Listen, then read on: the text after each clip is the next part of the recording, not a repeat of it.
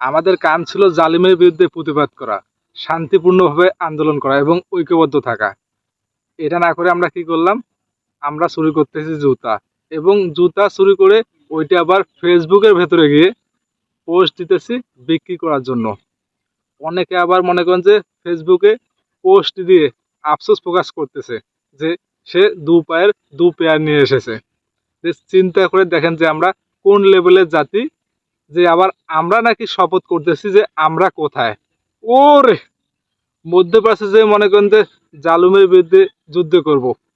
আরে বাবুরে, তোদেরকে যদি ওখানে পাঠানো হতো, তোরা সবার আগে ওদের বাড়িঘর লুটপাট করতে, তারপর বাড়িঘর তো গিয়ে ওমারে মনে করেন যে ওদের যে ধন সুপ যে ছিল না, ওগুলো যে রড আছে না, ওই রডগুলো আগে তোরা চুরি করতি, মানে ওগুলো আগে তোরা লয়ে আসতি। তোরা হলো এই লেভেলের জাতি। গত একদিন ধরে যেভাবে করি, সবাই মনে করেন যে বিষয়টা মনে করেন যে দোয়া করতেছে, আন্দোলন করতেছে, প্রতিবাদ করতেছে। ওই জিনিসটা এখন হয়ে গেছে দুইটা ভাগে হয়ে গেছে। এখন চোরদের প্রতিবাদ করতে হচ্ছে, এর মধ্যে কিছু চোর অ্যাডেস হয়ে গেছে।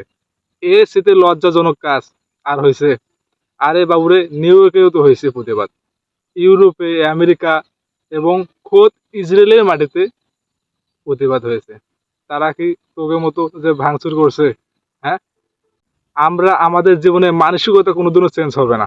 আর সবচেয়ে বড় কথা হচ্ছে, আমাদের মানসিকতার রক্তের ভেতরে চোর ঢুকে গেছে।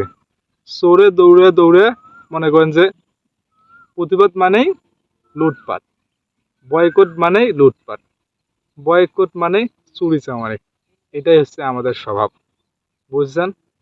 আমাদের বাঙালি জাতির একটা অভ্যাস আছে, প্রতিবাদ করার নামে শোষণ করা। তো আমরা হচ্ছে সেই জাতি ভাইয়া। তো পা চাটার কোনো সুযোগ নেই।